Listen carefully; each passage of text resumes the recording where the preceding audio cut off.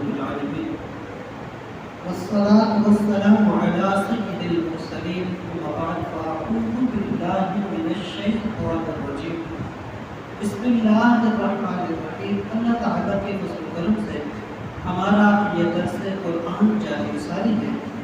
انشاءاللہ تعالیٰ العزیز آج ہم سورہ النساء آیت نمبر 44 اور 45 سے متعلق سننے کی سعادت حاصل کریں۔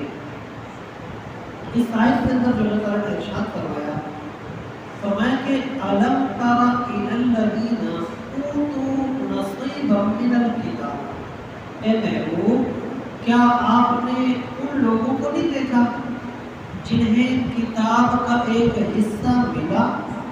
یشترون الضلالۃ، وہ اس سے گمراہی خریدتے ہیں، یعنی وہ اس سے گمراہ ہوتے ہیں۔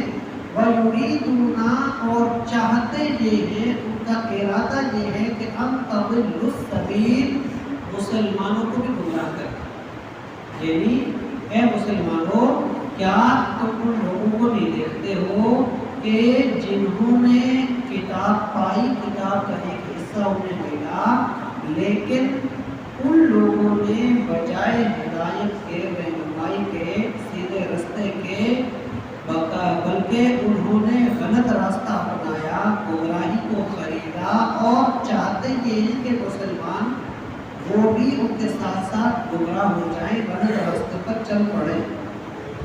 یہ علماء جو فرماتے ہیں کہتے ہیں کہ اس سے مراد ہے یہود۔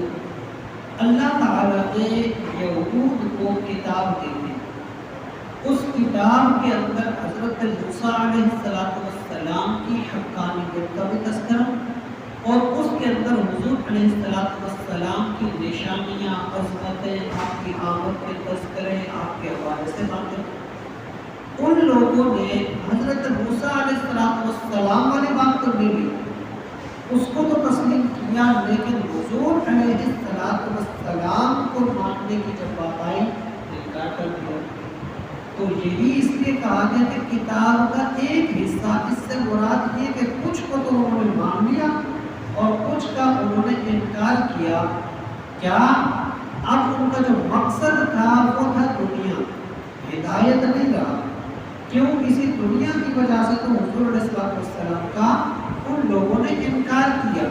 تو یہاں اسی چیز کا تذکرہ کیا گیا کہ ان لوگوں نے جب ان کو مل گیا تو انہوں نے اس سے بھی گمراہی خریدی، ہدایت کے بجائے اس سے بھی انہوں نے اپنے لیے مصیبت اور دنیا داری کے پیچھے پڑ کے گمراہی خریدی۔ اور ارادہ ان کا کیا کہ مسلمان جو لوگ یعنی اسلام کے پیچھے جا رہے ہیں وہ بھی نہ جائیں، اور وہ بھی ان کے پیچھے پیچھے گمراہ ہو جائیں۔ وہ جیسے اسلام کی آمد سے پہلے یہود کے پاس دنیا آتی تھی، یہود سے باتیں سنتی تھی، یہود سے کتاب کی تعلیمات لیتے تھے اور یہود کی خدمات کیا کرتے تھے۔ دولت ہو گئی، چیزیں ہو گئی، زمینیں ہو گئی، اپنی جائیدادیں ہو گئی، سب کچھ یہود کو دیا کرتے تھے۔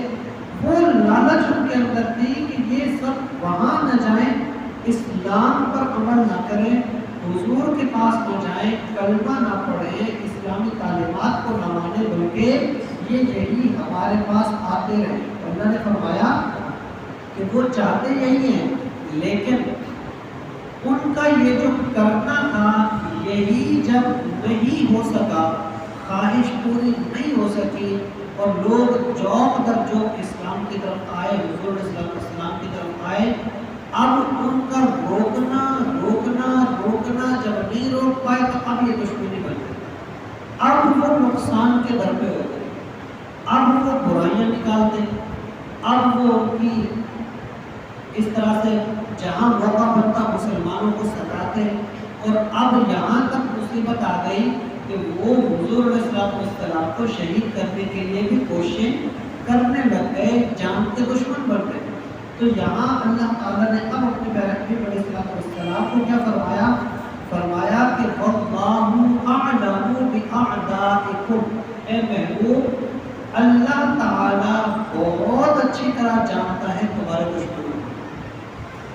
مقصود کہ حضور علیہ السلام کے دشمن وہی یہود، مسلمانوں کے دشمن بھی بھی وہی یہود، تو کہا اللہ تعالیٰ تمہارے دشمنوں کو اچھی طرح سے جانتا ہے، اور فرمایا صرف یہ نہیں کہ اللہ جانتا ہے بلکہ وَكَفَى بِاللَّهِ وَلِيًّا، اور جب اللہ مدد کرنے پہ آتا ہے تو پھر اللہ کی مدد کافی ہوتی ہے۔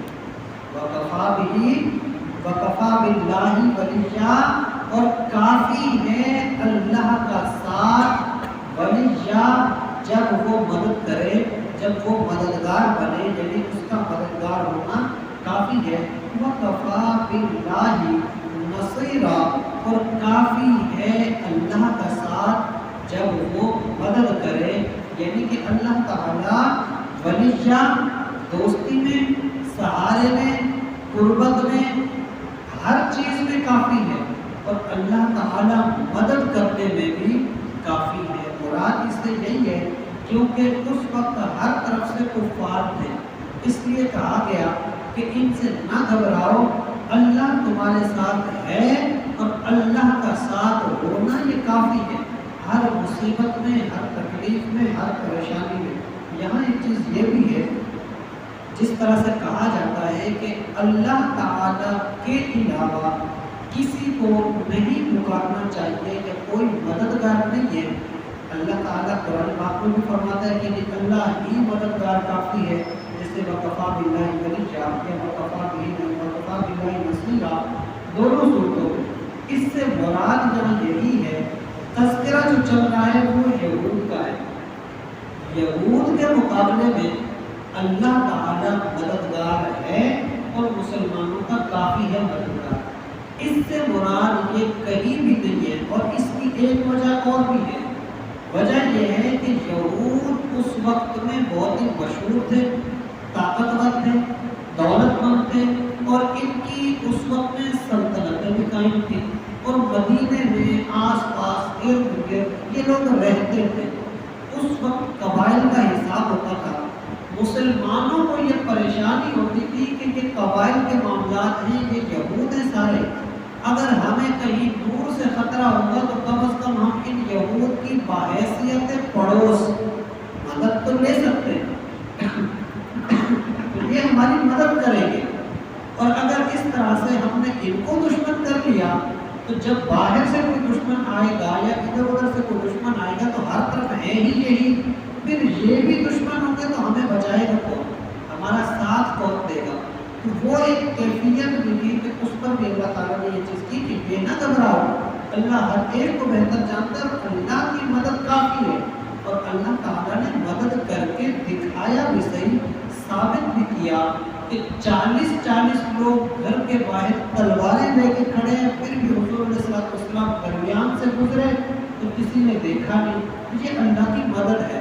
غزوہ خندق کے موقع پر کتنی تیز آندھی ہوئی، بارش ہوئی، معاملات ہوئے، کفار کے خیمے اکھڑ گئے، مسلمانوں کے سلامت ہیں، یہ اللہ کی مدد تھی۔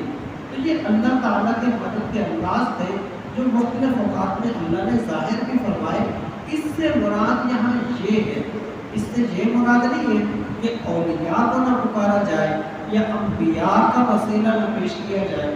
اللہ تعالیٰ کے اولیاء بھی مددگار ہیں، انبیاء بھی مددگار ہیں، اور قرآن پاک میں مختلف مقامات پر اس کا تذکرہ ہے بھی صحیح، جیسے کہ ان اللہ هو مولاه وجبریل وصالح المؤمنین، کہ بے شک اللہ بھی مددگار ہے، جبرائیل بھی مددگار ہے، اور صالح مومنین کون؟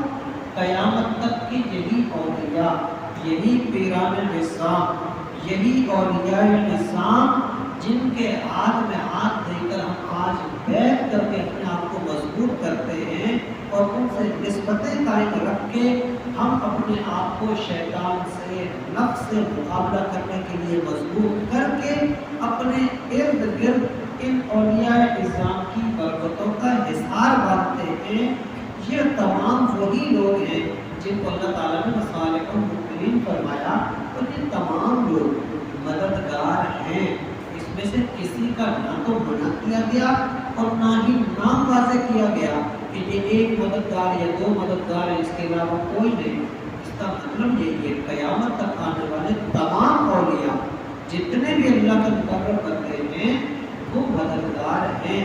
بلکہ حدیث پاک میں تو جو بھی مفہوم ملتا हुजूर सल्लल्लाहु अलैहि वसल्लम ने फरमाया کہ اللہ کے بندو جب کہیں گم ہو جاؤ اور تمہیں کوئی راستہ بتانے والا نہ ملے تو یوں کہا کرو کہ یا عباد اللہ اعینونی یا عباد اللہ اغیثونی، یعنی اے اللہ کے بندو میری مدد کرو. کیوں؟ کیونکہ اللہ کے کچھ ایسے بندے ہیں جنہیں اللہ نے اسی کام پر مقرر کر رکھا ہے کہ وہ مدد کرتے ہیں. اور یہ بہت سارے اس طرح کے روایتیں واقعات موجود ہیں. اللہ تعالیٰ سے دعا ہے اللہ تعالیٰ ہمیں قرآن پاک کو درست انداز میں سمجھنے کی توفیق عطا فرمائے، اس کے مطابق عمل کی توفیق عطا فرمائے، اولیاء کرام سے محبت کی، اولیاء کرام سے قربت کی اور ان کی تعلیمات